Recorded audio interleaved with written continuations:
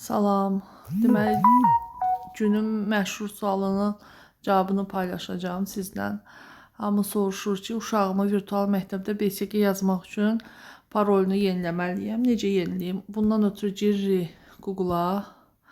Buradan yazırıq rəqəmsal məktəb. Çıxan ilk linkə daxil oluruq.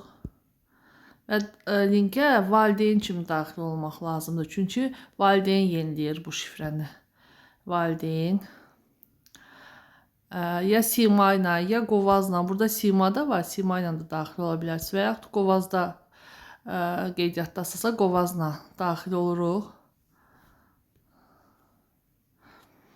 Gözləyirik. Məlumat doğrulanır və keçid edirik.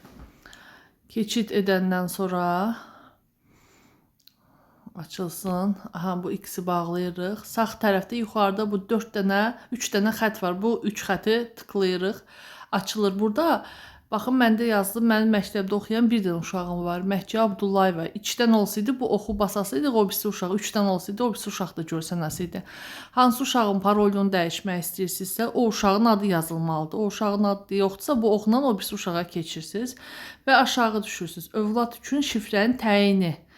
Bunu tıklayırsınız, açılır, uşağın uçsuz kodu avtomatik orada yazılır və yeni şifrə. Yeni şifrə yerinə də siz Allah ağlınıza gələn şeyləri qoymayın da, belə dəxilsiz sözlər qoymayın. Uşağın adı latın hərfləri ilə, böyük hərflə, böyük hərf mütləq olmalıdır və familiyası məsləhətçi.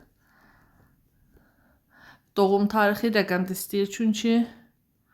Və hər hansı bir simvol istəyir, nöqtə. Eyni sözləri aşağıda yazırsınız, eyni şifrəni.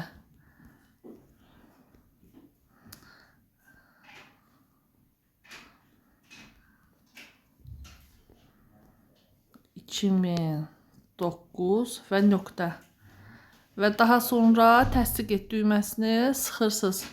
Bundan sonra parol yenilənir, uşağın parolu yenilənir.